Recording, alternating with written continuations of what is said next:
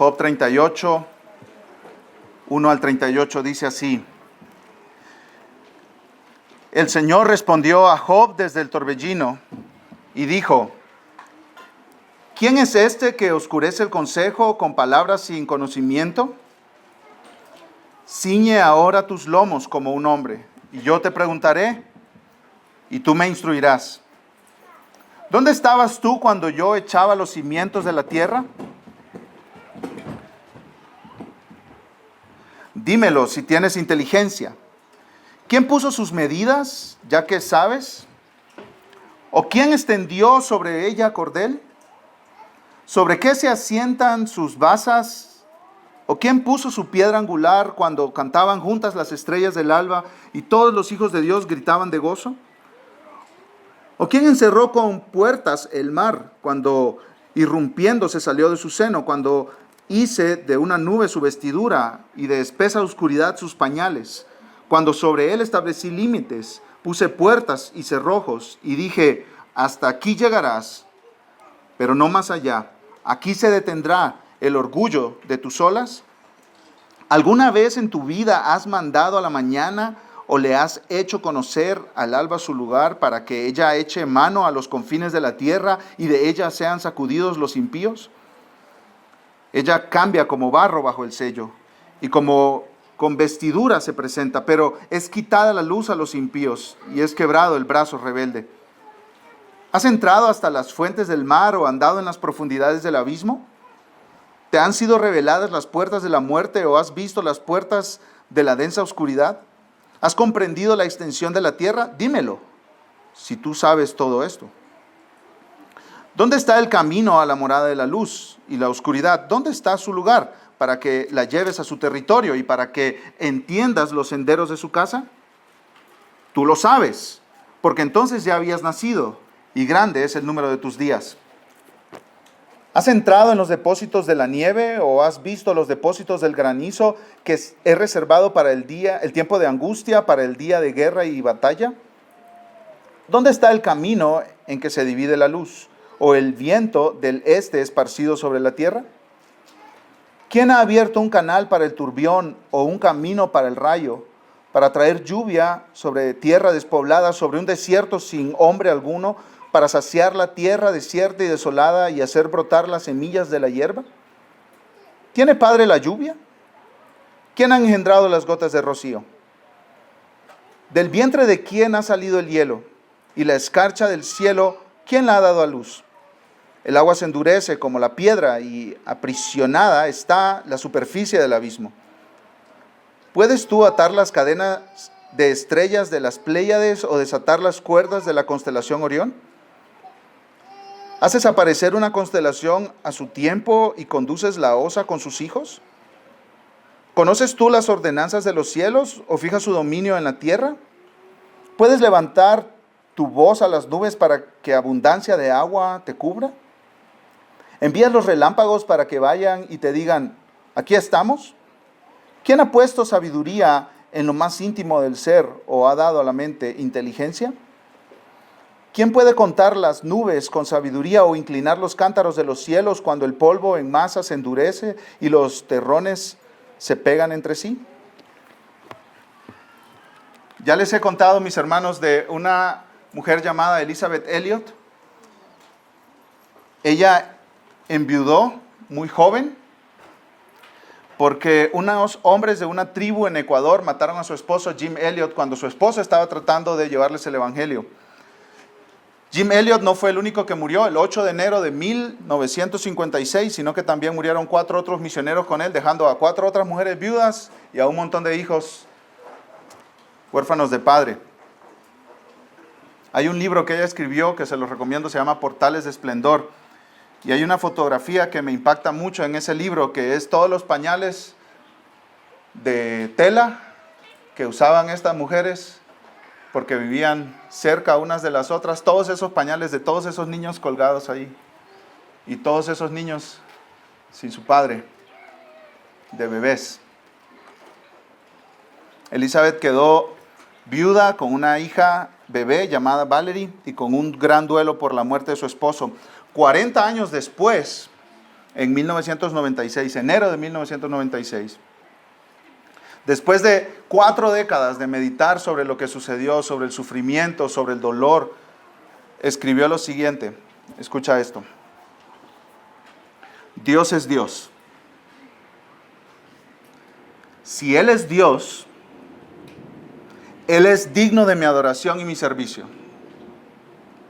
No encontraré descanso en ningún otro lugar que no sea en su voluntad. Y esa voluntad es infinita, inmensurable y va indescriptiblemente más allá de mis ideas más grandiosas de lo que Él pudiera estar haciendo.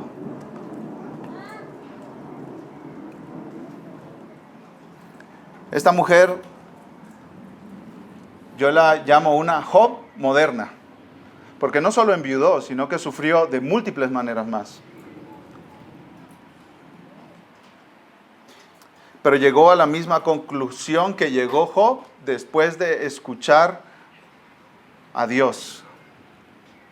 Dios es Dios, yo no, y eso está bien. Dios es Dios y Él es digno de confianza, aunque no sepamos con certeza por qué Él está haciendo lo que está haciendo. Aunque no conozcamos las razones de lo que nos está sucediendo, de nuestro dolor, de nuestro sufrimiento, aunque no conozcamos esas razones, sí conocemos al Dios que gobierna sobre todo.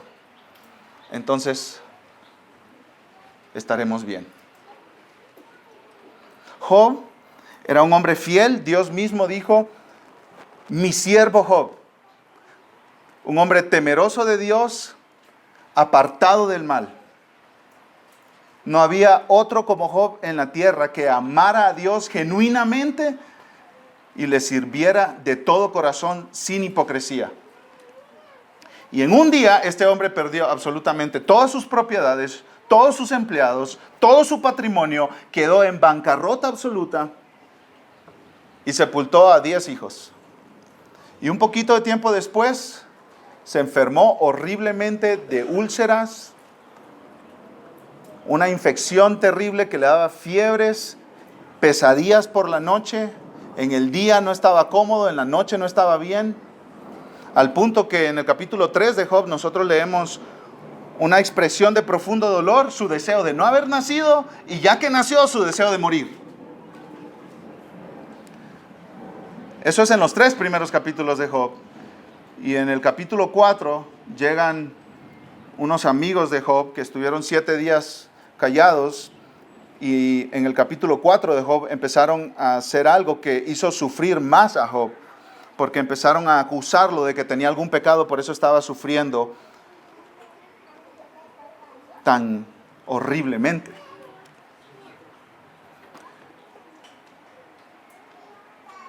Y ellos, estos 3 amigos de Job y Job, hablan desde el capítulo 4 y después se encuentran con otro llamado Eliú que llega a hablar hasta el capítulo 39. Entonces tenemos 35 capítulos de conversación entre 4 hombres tratando de descifrar qué está pasando y por qué está pasando. Job diciendo, ¿por qué me está pasando esto a mí? Dios me trata como su enemigo. Y los amigos de Job diciéndole, tú pecaste, por eso Dios te está tratando así. Y Eliú añadiendo algo más ahí, que era, Dios es grande, tú no lo entiendes, no lo entendemos, confía en Él. Que era más cerca de lo que estaba pasando y lo que Dios iba a decir a continuación, que lo que los otros 3 amigos habían dicho.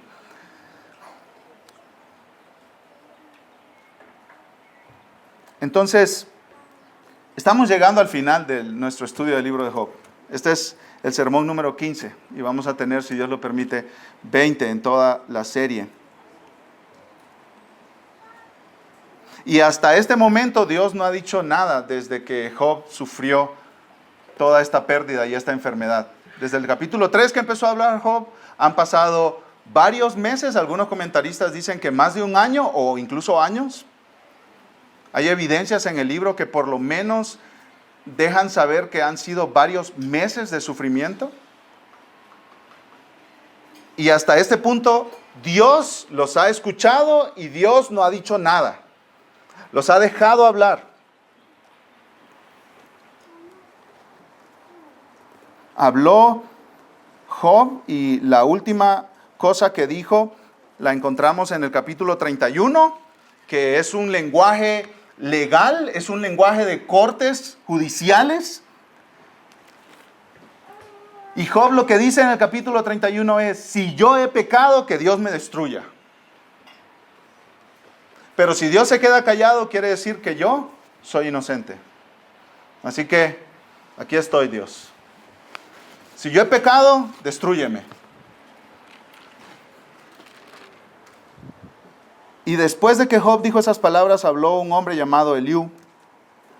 Era un joven enojado que tenía mucho que decir. Y habló durante 6 capítulos, 4 discursos extensos y repetitivos. Este joven dijo cosas equivocadas, como por ejemplo dijo que Job había dicho que nunca había pecado, pero Job nunca dijo eso. Incluso dijo en el capítulo 31 que había confesado sus pecados delante de Dios. Pero Eliú no solo dijo cosas equivocadas, sino que dijo también cosas correctas y apropiadas, como dijo, por ejemplo, que nadie puede decirle a Dios qué camino tomar y nadie puede corregir a Dios en algo que Dios ha decidido. Absolutamente correcto, Eliú.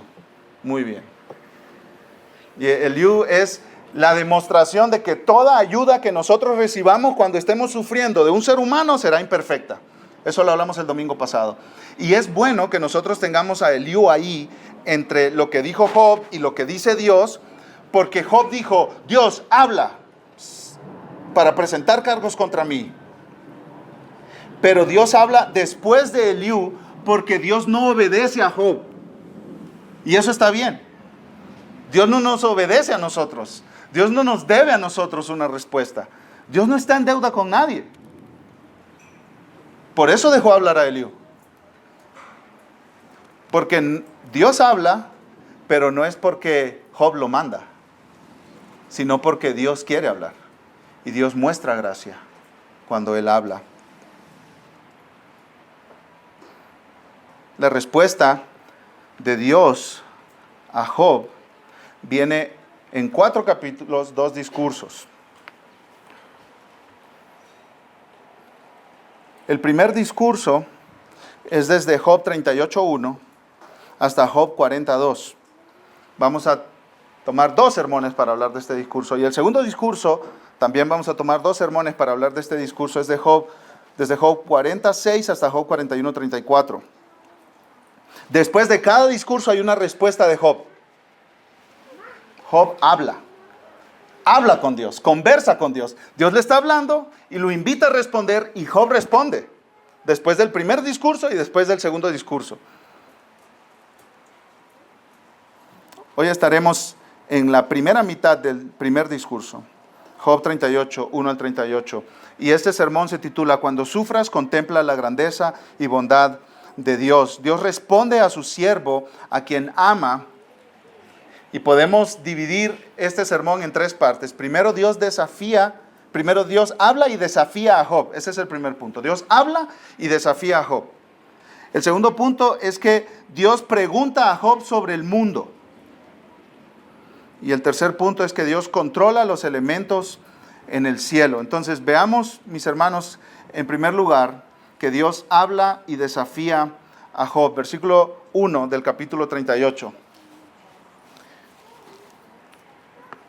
El Señor respondió a Job desde el torbellino y dijo: ¿Quién es este que oscurece el consejo con palabras sin conocimiento? Ciñe ahora tus lomos como un hombre, y yo te preguntaré, y tú me instruirás. Lo primero que debemos notar aquí, mis hermanos, es que Dios responde a Job. Dios responde a Job. Dios habla a Job. Y eso es maravilloso en sí mismo. Dios habla, Dios se comunica, Dios no se calla, Dios no ignora a sus criaturas. Dios es un Dios personal y habla para comunicar su voluntad y carácter. Dios habla. Si Dios no hablara, nos quedáramos adivinando cómo es Él. Nos quedáramos adivinando cómo es su carácter, qué características tiene Él. Si Dios no hablara, nos quedáramos adivinando ¿Cuál es su voluntad para nuestras vidas? ¿Qué quiere Dios de nosotros? ¿Qué demanda Él de nosotros? ¿Qué pide Él de nosotros? ¿Cómo debemos vivir? Pero Dios no se queda callado. Él no nos deja a nosotros la facultad de describirlo, sino que Él habla para revelarse. Y eso es maravilloso. En sí mismo, esas son buenas noticias. Él no se calla. Él no habla en nuestros tiempos y horarios. No es cuando Job dijo, es cuando Dios quiso. Él no se somete a nuestros horarios. Él no se somete a nuestra agenda. Job lleva varios meses rogando a Dios que le hable, pero Dios no le habla de inmediato, porque Dios tiene otra agenda, otros planes que son superiores a nuestros planes. Él se revela en su tiempo y según sus buenos propósitos.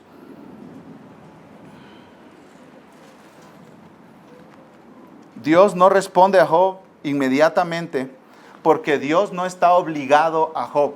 Job no puede forzar a Dios. Job no le puede torcer el brazo a Dios. Así como tú y yo tampoco podemos. Los salmistas hacen una declaración que yo he subrayado muchas veces en mi Biblia, que a mí me parece atrevida. Los salmistas dicen cosas como, ¿hasta cuándo, Dios? ¿Hasta cuándo, Señor? Apresúrate. Y claro, nosotros podemos orar cosas como esas porque los salmistas oraron esas palabras inspiradas por el Espíritu Santo, que nosotros las podemos tomar para nosotros y orar y rogar a Dios. Apresúrate, Señor, me estoy ahogando en este dolor, en estos problemas, en estas situaciones. Pero siempre, mis hermanos, hacemos esas oraciones desde una postura de humildad. Porque Dios no trabaja bajo nuestra agenda y nuestros tiempos. ¿Hay anhelos insatisfechos que tú tienes? ¿Hay peticiones que tú has hecho por años?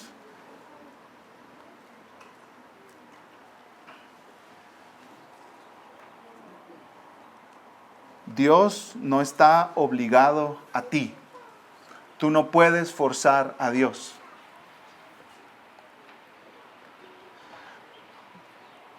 Hace un tiempo, un cantante, si no estoy equivocándome en el nombre, se llamaba Julio Melgar, o algo por ahí. Muy famoso cantante cristiano, y se enfermó con cáncer. Y hubo una oración de amigos de él, otros músicos, hubo una oración que se volvió muy discutida en las redes sociales. Que una señora, cantante, música, dijo, Dios, sana a Julio, no tomamos un no como respuesta. Ándale. No aceptamos un no como respuesta. Hermanos, eso es muy peligroso y totalmente contrario a lo que Dios enseña en su palabra, incluso con el testimonio de Cristo Jesús, que estando en el huerto de Getsemaní, a punto de ser arrestado para ser llevado a la cruz, dijo, Padre, si es posible, pasa de mí esta copa, pero que no se haga mi voluntad, sino tu voluntad. Entonces la oración, no aceptamos un no como respuesta, es equivocada, mis hermanos, porque Dios no está obligado a nosotros.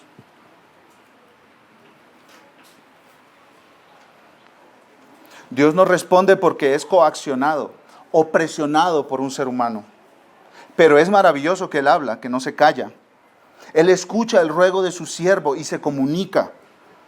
Y solo con responder a Job, Dios muestra su bondad, gracia y misericordia hacia el ser humano que sufre. Porque Dios no es indiferente a nosotros cuando la vida duele, mis hermanos. Dios no es indiferente.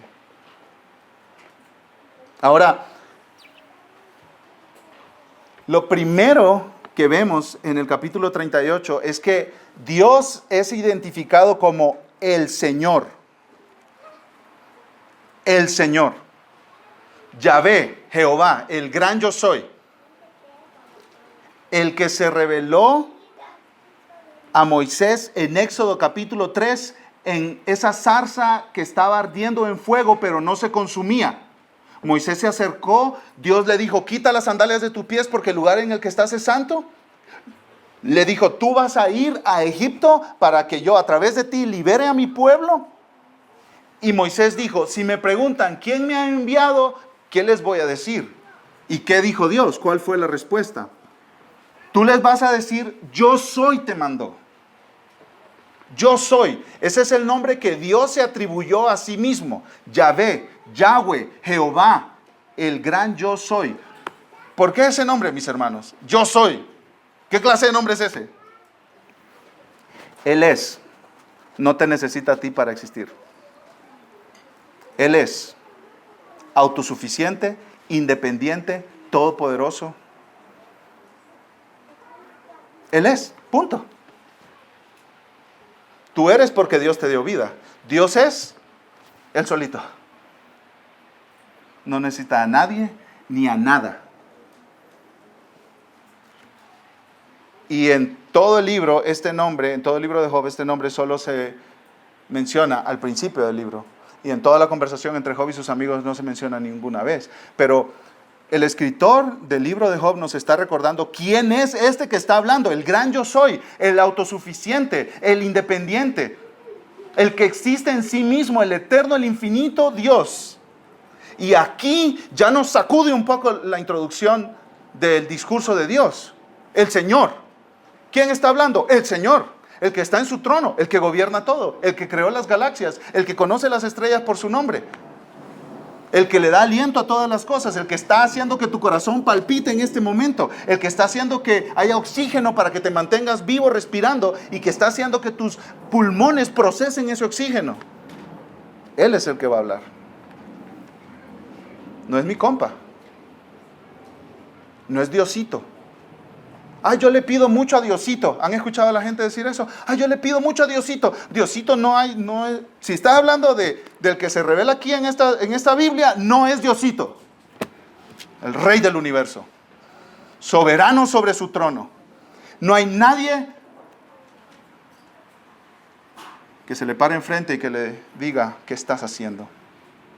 Él no le rinde cuentas a nadie. De sus decisiones, de su gobierno, de su voluntad. Nabucodonosor, en el libro de Daniel leemos, el hombre más poderoso del mundo en aquel tiempo, fue humillado, y después de ese periodo de tiempo que fue humillado, dijo que todos los pueblos reconozcan que Yahweh, Yahvé, Jehová, el gran yo soy, es Dios y no hay otro. No hay nadie que le diga qué haces. Exactamente. Es de Él que estamos hablando. Y no solo ese nombre nos recuerda que es el gran yo soy, infinito, diferente a su creación. Dios no se confunde con su creación. Dios no es lo mismo que los árboles y que las plantas y la madre naturaleza. No es lo mismo. Dios está aparte de su creación. Él es santo, santo, santo, totalmente aparte. Estamos hablando de otro ser. Nosotros sí tenemos con quién compararnos. Dios no tiene con quién compararse. Dios, ¿con quién te comparas? Con nadie. Incomparable. Dios, ¿cuáles son los límites de tu territorio?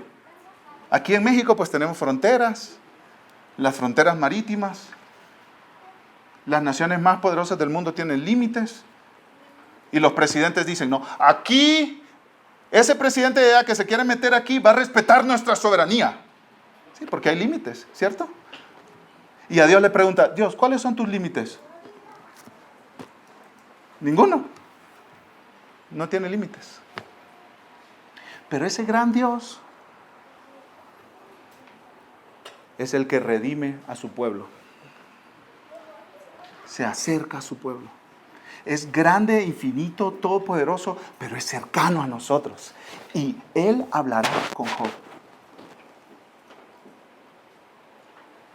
Aunque es grande, no te ignora. Aunque es todopoderoso, no toma en menos tu dolor. aunque es diferente a ti, se compadece de ti. Y te habla y se revela a ti. Y eso es gracia. Porque Él no te debe esa revelación a ti. Él no te debe comunicarse contigo. Este es el gran yo soy que redime a su pueblo. Y este gran yo soy, el Señor, respondió a Job desde, ¿qué dice el versículo 1, mis hermanos, del capítulo 38? Desde el torbellino. Job estaba ahí sentado en el basurero municipal con sus 3 amigos. El hombre está enfermo, quebrado, roto, hecho pedazos. Y de repente se arma un torbellino. Podemos imaginar una gran tormenta. Y truena una voz desde esa tormenta. En el Antiguo Testamento, cuando el gran yo soy, el Señor, se aparecía a su pueblo, su aparición a menudo venía acompañada de una tormenta, nubes oscuras, truenos, terremotos, fuego. Puedes leer de esas apariciones en Jueces 5, Salmo 77, Salmo 18, Salmo 50, Isaías 30. Escucha a un comentarista, John Hartley, lo que dice: este panorama de fenómenos naturales da testimonio de que Yahvé, Jehová, el Dios Santo, está realmente presente. Las nubes, escucha esto, protegen a los espectadores para que ellos no sean consumidos por la santidad divina. Quienes contemplan lo que sucede se llenan de temor y asombro. El asombro deja al espectador sin palabras.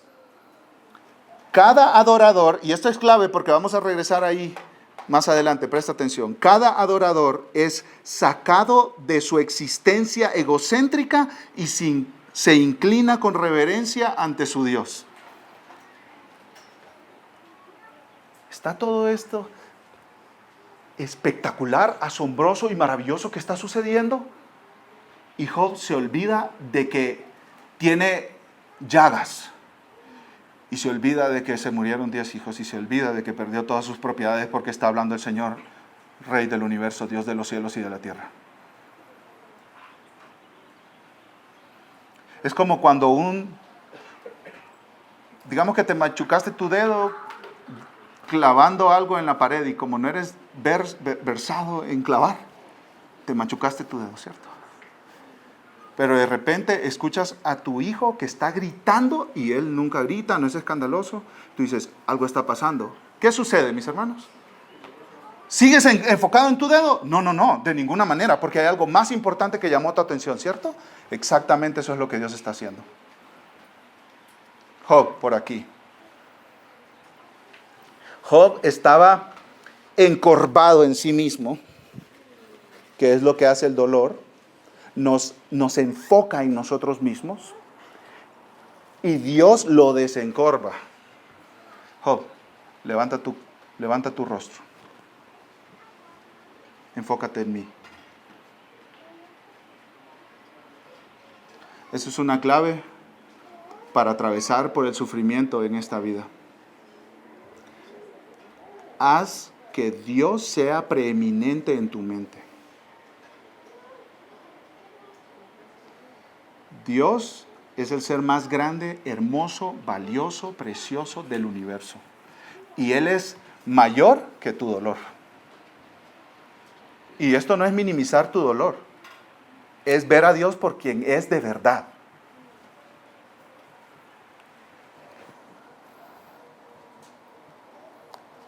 Dios, en otras palabras, mis hermanos, quiere rescatar a Job de vivir ensimismado, concentrado en su sufrimiento, concentrado en su dolor. Dios quiere que Job ponga toda su atención en Él, en su grandeza, su gracia, su bondad, su misericordia, su poder, su creatividad, el control que Él tiene soberano sobre todas las cosas.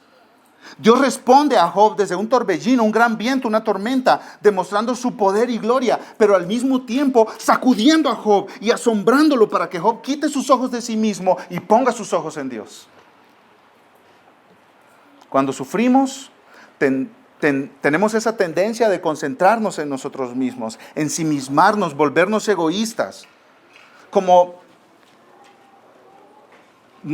ustedes seguro lo han experimentado, como si estás sufriendo, te das muchos permisos a ti mismo, ¿cierto? De tratar mal a los demás, de ofenderlos. Como que si todo lo que importa es lo que tú estás pasando. ¿Cierto? Como que todo el mundo gira alrededor de ti y debe girar alrededor de ti. Y si los demás no están girando alrededor de ti y atendiéndote y cuidándote y sirviéndote y consolándote y apapachándote, están mal. Porque todos deben girar alrededor de mí, porque a mí me duele la vida en este momento. Y Dios dice, Job, no es por ahí. No es por ahí, Job.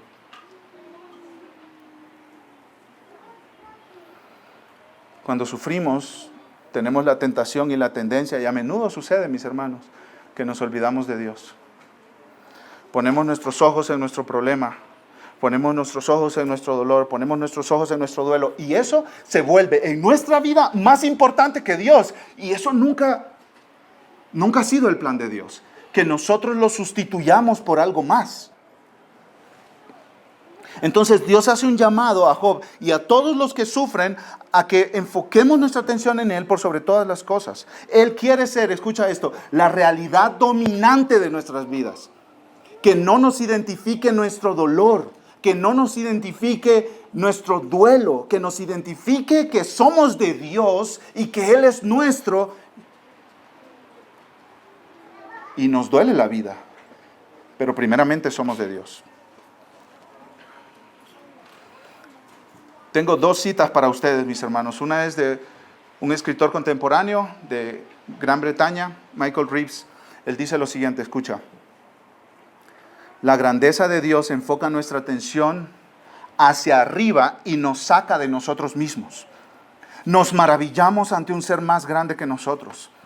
Por eso nuestro ego queda minimizado. Su inmensidad nos distrae y nos aleja de nuestra obsesión diaria por nosotros mismos. Desarrollamos un interés por algo más allá de nosotros mismos. Al mismo tiempo, nuestros pensamientos ascienden y son purificados al contemplar a alguien más grande y más puro que nosotros. En medio de nuestras vidas agitadas, en medio de todos nuestros desafíos y pruebas, es la contemplación renovada de la gloria de Dios la que nos dará la perspectiva correcta, más amplia, más sana y más feliz de todo lo que estamos pasando. Esto es totalmente contracultural, mis hermanos, porque ¿qué dice el mundo? Piensa más de ti, piensa más bonito de ti, levanta tu autoestima. Mira, haz una lista de todas las cosas en las que tú eres valioso y útil. Entonces, ¿cómo nos levanta Dios del dolor enfocándonos en Él? ¿Y cómo quiere el mundo levantarnos del dolor enfocándonos en nosotros mismos? Y no funciona, mis hermanos. Saben, puede funcionar un poquito por algunos momentos. Pero cuando tú te ves a ti mismo, pero de verdad, y eres honesto, puedes ver lo frágil que eres.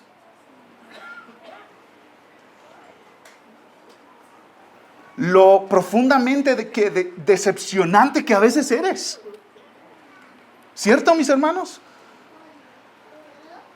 Ten alta autoestima. Sí, ¿y cuando fracaso?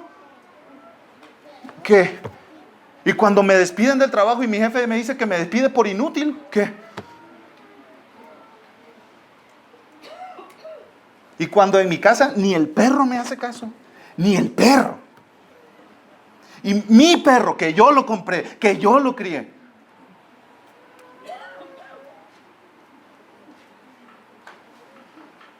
Hermanos, nosotros no estamos llamados a elevarnos a nosotros mismos y pensar grandes cosas de nosotros para salir del dolor y del sufrimiento. Estamos llamados a pensar grandes cosas de Dios y a poner nuestros ojos en Dios. Yo no digo que empieces a pensar, soy una basura, soy una basura, soy una basura. Ese no es el punto, mis hermanos. ¿Sí? Creado a la imagen de Dios, valioso, amado eternamente por el Padre, que dio a su Hijo para rescatarte de tus pecados y de tu maldad. Pero frágil, débil, dependiente, insensato, tentado, que caes en pecado, que frustras a los demás, te frustras a ti mismo con tu vida, y Dios te quiere sacar de ese ensimismamiento para que pongas tus ojos en Él. Y que digas, soy débil, pero está bien, porque cuando soy débil, entonces soy fuerte, porque el poder de Dios se perfecciona en mi debilidad. Yo soy débil, pero Dios es fuerte y voy a estar bien. No por mí, por Dios. No por mi sabiduría, por Dios. Escucha otra cita, Charles Spurgeon. ¿Quieres librarte de tu dolor? Buena pregunta, Pastor Spurgeon. Siga, por favor. ¿Quieres ahogar tus preocupaciones? Sí, Spurgeon, sí.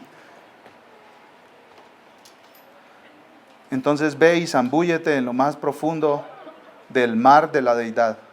Piérdete en su inmensidad y saldrás de allí como si te levantaras de un lecho de descanso renovado y fortalecido. No conozco nada que sea tan consolador para el alma, que apacigüe las crecientes olas del dolor y la aflicción, que proporcione paz ante los vientos de las pruebas, como la ferviente reflexión sobre Dios, su carácter, sus planes y sus atributos. Mis amados hermanos, no hay otra manera de enfrentar bien el sufrimiento en este mundo, sino enfocándonos en Dios por sobre todo. No hay cuenta de banco que te dé la paz que da Dios, que sobrepasa todo entendimiento. No hay contacto en el gobierno que te dé la paz de Dios, que sobrepasa todo entendimiento. No hay promesas de los familiares que van a salir al quite cuando tú estés en problemas, que te dé la paz que solo puede venir de Dios, esa paz que sobrepasa todo entendimiento. No hay nada en ti mismo, mi hermano, fortaleza en ti, creatividad en ti, sabiduría en ti. Búscala en Dios. Pero para buscarla en Dios tienes que pensar de Él correctamente. Muchos tenemos que corregir nuestra visión de Dios, mis hermanos. Pensamos en Dios como limitado, finito, emproblemado, como tipo santa, ¿no? Un anciano, barba blanca, no quiere ser muy molestado, anda con muchos achaques estos días, ¿cierto? Muchos tenemos que corregir nuestra visión de Dios, de este gran Dios. Conocerlo más, conocerlo mejor. No por conocimiento, mis hermanos. Si es solo llenarnos la cabeza de conocimiento, nos vamos a envanecer. Sino conocerlo de verdad, profundamente. Y dice J.I. Packer en su libro Conocer a Dios, que lo recomiendo para todos los que están aquí que lo puedan leer. Dice que una de las maneras en que podemos saber si verdaderamente conocemos a Dios es el contentamiento en nuestra vida.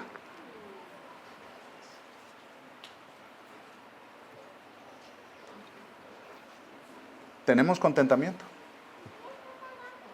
Con el calor que hay, estamos contentos porque Dios es el que domina el clima. Y el que no te da dinero para poner un mini split en tu cuarto, Dios es el que controla todo. La conversión de tus hijos.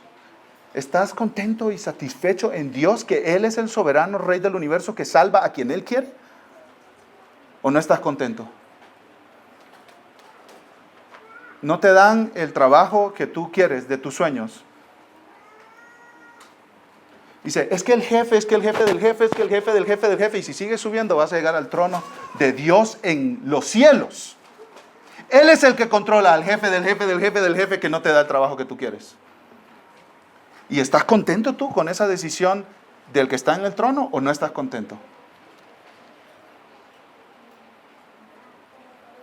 Mis amados hermanos, conozcamos a Dios y si lo estamos conociendo, tenemos contentamiento en medio de lo que estamos viviendo. Si tú no tienes contentamiento y más bien encuentras mucho en tu boca queja, murmuración, como una constante insatisfacción, J.I. Packer te diría, hermano, quizá no conozcas a Dios tanto como tú dices que lo conoces. Conócelo.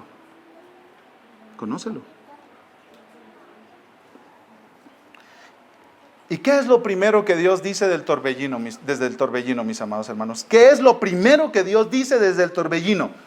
No es una acusación a Job, no es una declaración de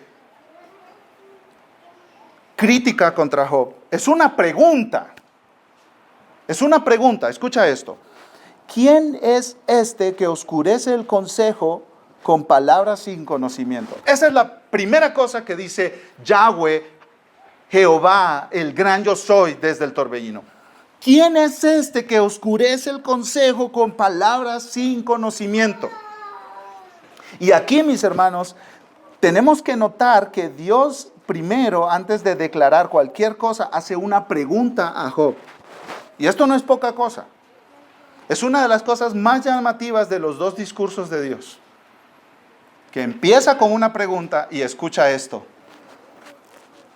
Sigue con 62 preguntas más. Las conté. Vete a tu casa, lee Job 38 hasta el 41 y vas a contar, si yo no me equivoqué, 63 preguntas. 63 preguntas. 6-3. 63. A ver, Daniel, ¿cuál es el punto? Dale. ¿Y eso qué? 63 preguntas. Esto es asombroso, mis hermanos. No debemos pasar por alto esto.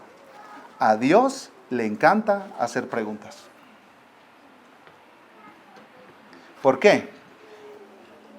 Porque las preguntas nos hacen reflexionar, meditar, pensar. Porque tenemos que responder. Una pregunta se tiene que responder. Y Dios hace muchas preguntas a lo largo de toda la Biblia. Cuando leas la Biblia, presta atención cuando Dios hace una pregunta. Desde el principio Dios hace preguntas. Cuando Adán y Eva pecaron, Dios dijo, Adán, ¿dónde estás? Una pregunta. Génesis 3:9, ¿dónde estás? Otra pregunta, 2 versículos después, Génesis 3:11. ¿Quién te dijo que estabas desnudo? Y nosotros podemos sentir esa pausa, mis hermanos. Cuando estamos leyendo la Biblia, vamos, rápido, ¿no? Para terminar mi lectura del plan, mi lectura del plan. Pero mira, Dios pregunta, ¿quién te dijo que estabas desnudo? Pausa. ¿Quién le dijo a Adán que estaba desnudo? Tercera pregunta, en esos cortos versículos. ¿Comiste del árbol que te mandé que no comieras? Cuarta pregunta, Génesis 3:13. ¿Qué es esto que has hecho? Y para este punto, todos nosotros sabemos que Dios no está preguntando para tener información que no tiene. ¿Cierto? ¿Por qué está preguntando Dios? Para que Adán piense, para que Eva piense, medite, reflexione. Si vamos a Génesis capítulo 4, había un problemita entre hermanos ahí, Caín y Abel, ¿se acuerdan? Caín estaba furioso con Abel y Dios le preguntó, Génesis 4:6, ¿por qué estás enojado? Imagínate tú como padre haciéndole esa pregunta a tus hijos adolescentes que están peleando. A ver, mijo, ven, ¿por qué estás enojado? No, papi, lo que pasa es que él me quitó el huevo. Yo quiero que vayas más profundo. Esto no es algo que ella usó tus zapatos preciosos y sagrados. No. Yo quiero que tú vayas a tu corazón y pienses, ¿por qué? ¿Cuál es la razón por la que estás enojado? Piensa, medita, reflexiona.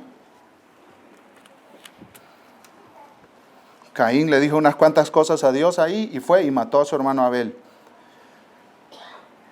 3 versículos después, Génesis 4:9, Dios le dice a Caín, ¿dónde está tu hermano? Otra vez, esto no es para pedir información.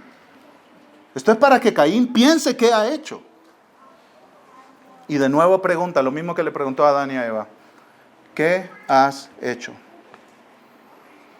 En Génesis capítulo 18, Dios estaba hablando con Abraham, diciéndole que iba a tener un hijo, ya siendo anciano él y su esposa Sara. Y Dios le pregunta a Abraham, ¿hay algo demasiado difícil para el Señor? Piensa. No es a prisa. Abraham no solo tenía que decir, no, pues no, Señor, no hay nada difícil para ti. ¿Y cuál es el punto con esa pregunta? No, es pensar, reflexionar. ¿Hay algo difícil para el Señor? La respuesta es obvia, ¿cierto?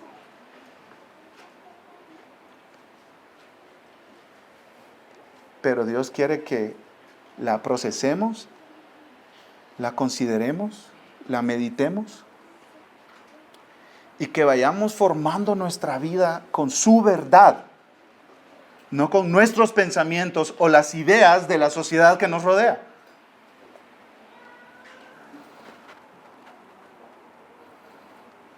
Dios llamó a Moisés para ir a Egipto. Moisés no quería ir, manda otro, manda otro, manda otro.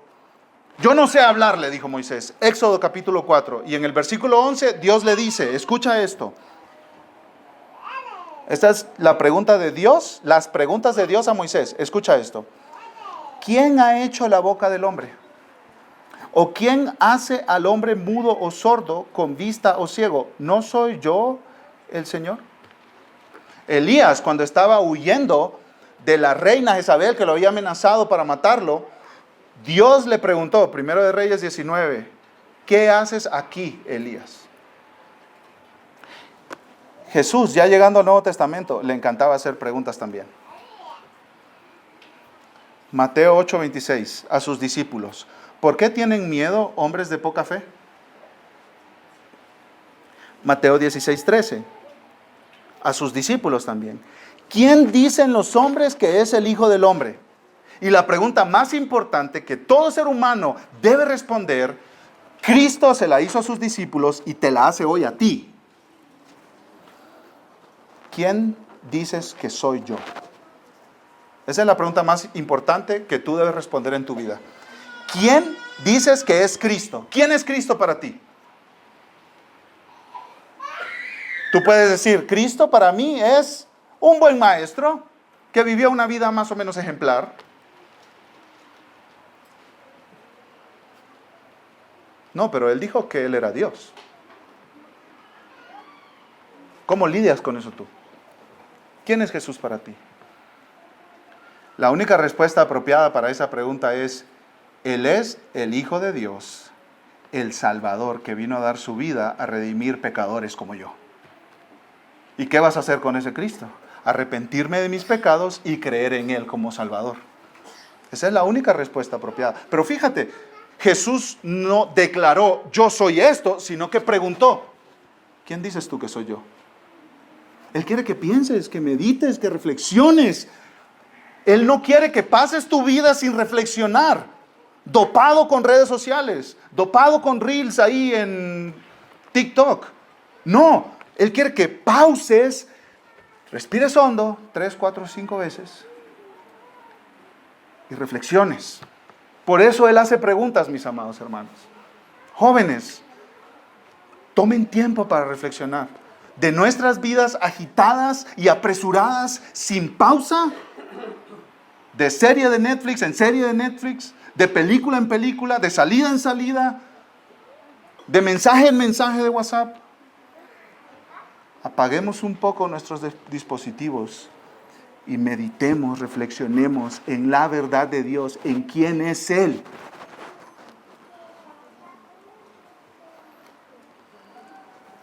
Marcos 8:36, una pregunta de Jesús. ¿De qué sirve a un hombre ganar el mundo entero y perder su alma? Un hombre llega a ganar el mundo entero. Imagínalo. Y se va al infierno por siempre. ¿De qué le sirve? En el Sermón del Monte, Mateo 5, 6 y 7, Jesús hizo 15 preguntas. 15 preguntas.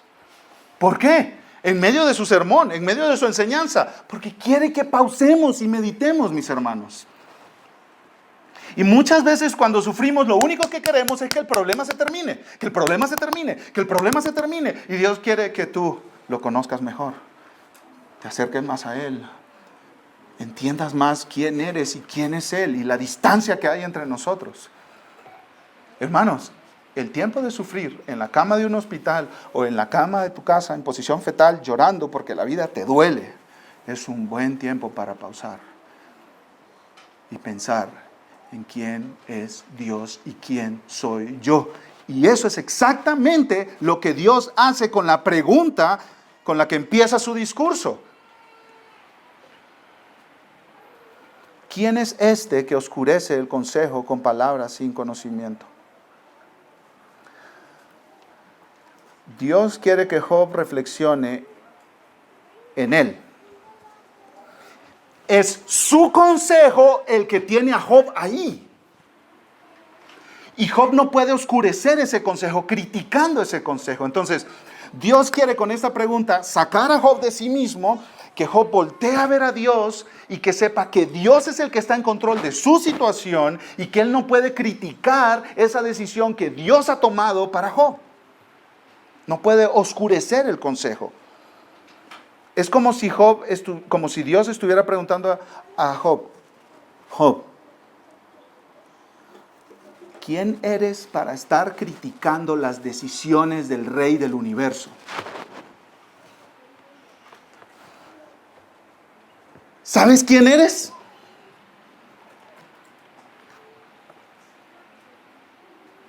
Esta criatura que es polvo y va a regresar al polvo cuando nos metan 6 pies bajo tierra,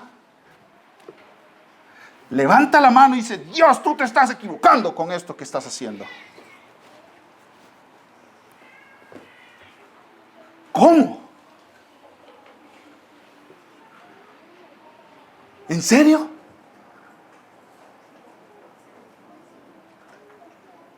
Dice Tim Keller en su libro Caminando con Dios a través del dolor y sufrimiento, que esto es como un niño de 7 años criticando los cálculos matemáticos de un astrofísico.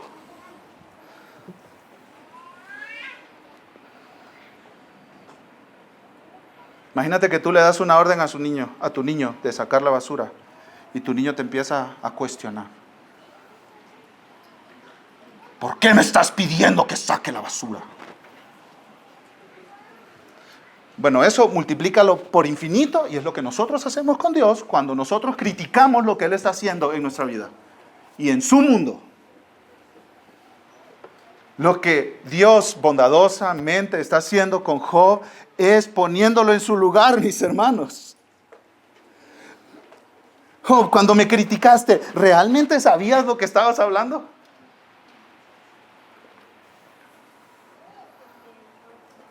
Ahora, mis hermanos,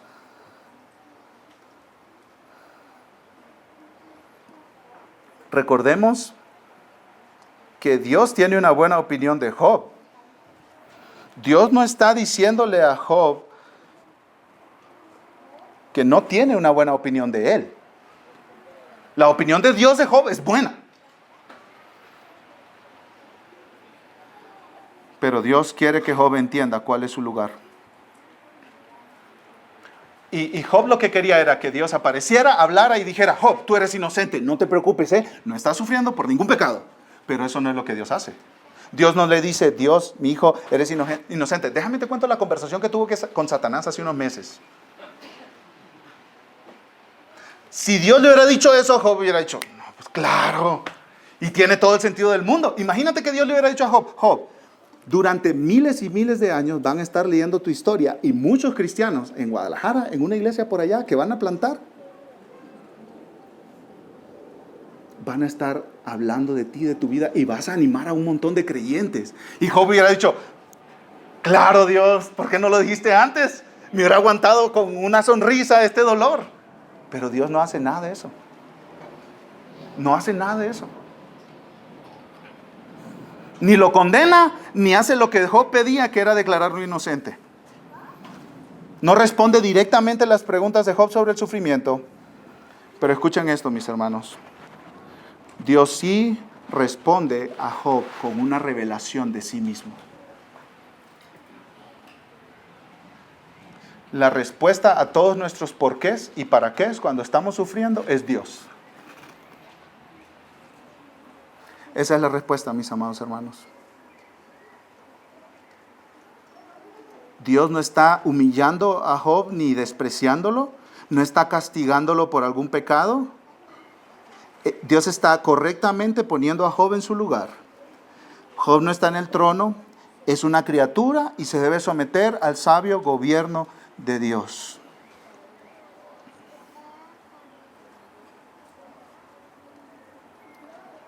Mis amados hermanos,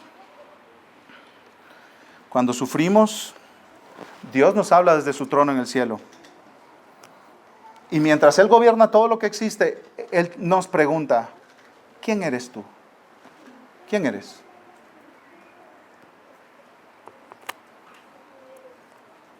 Y también nos pregunta, ¿quién soy yo? Para acomodar todo en su lugar. Y cuando todo está acomodado en su respectivo lugar, ahí van a funcionar bien las cosas. Tú y yo no fuimos creados para ocupar el trono del universo.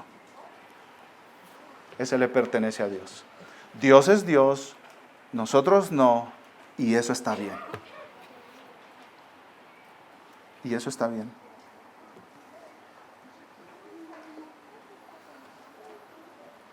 Quiero terminar con esto, mis hermanos. Un comentario bíblico dice, en docenas de maneras, Dios le está diciendo a Job, yo Job, no tú. Yo gobierno este mundo, no tú. Yo controlo lo que sucede, no tú. Yo hago que todas las cosas en este universo funcionen, no tú. Yo soy todopoderoso, no tú.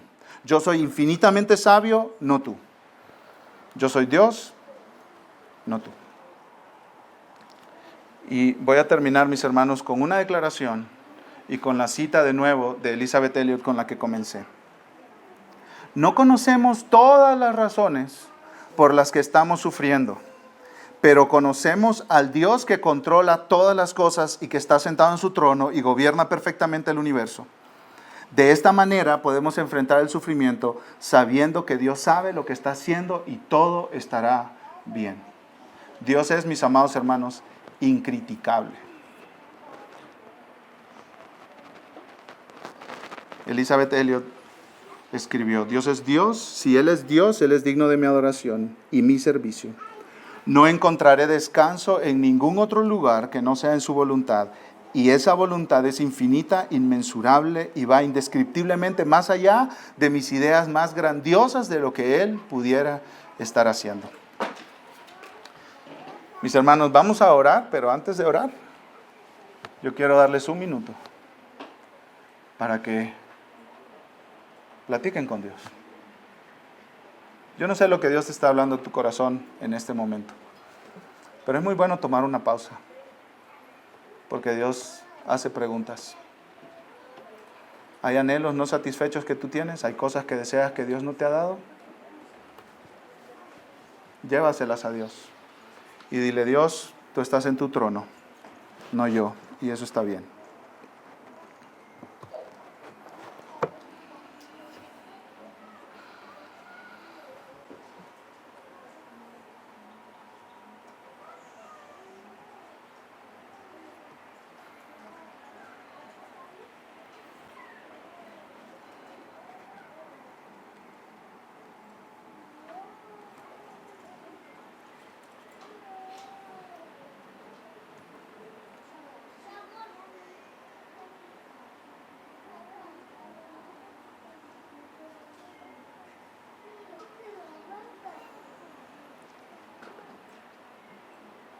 Amado Dios, reconocemos que tú eres Dios, el gran yo soy, el Rey soberano del universo. Y nos rendimos a ti, Señor. Reconocemos que somos polvo, que nuestros días pasan como un soplo, que nuestra vida es como neblina que está un momento y luego se desvanece, que nuestra vida es como la hierba del campo que está en la mañana y a la tarde se seca. Eso es lo que dices tú de nosotros, Señor. Reconocemos que sí, tú nos creaste a tu imagen y tenemos dignidad, valor y somos amados, eternamente amados en Cristo Jesús. Y al mismo tiempo reconocemos nuestro apropiado lugar, que no es en el trono del universo. No es diciéndote a ti lo que tienes que hacer en nuestra vida y cómo resolver nuestra vida y cómo quitarnos de nuestros problemas y sanar nuestras enfermedades y llenar nuestra cuenta de banco. No somos tus jefes ni tus supervisores, pero sí somos tus hijos amados, Señor. Y nuestra petición hoy es que tú nos des una correcta visión de quién eres. Ayúdanos a tener una visión grande de ti, Señor. Que ninguno de nosotros piense en ti como un diosito débil, frágil, que necesita que yo le ofrende, que necesita que yo venga a la iglesia, que necesita que yo esté leyendo su Biblia porque si no se deprime. No, Señor. Tú eres el gran yo soy. Y gobiernas tu mundo y lo haces bien, jamás te equivocas. Y estamos bien y estaremos bien por siempre. No por nosotros, por Cristo. En su nombre, amén.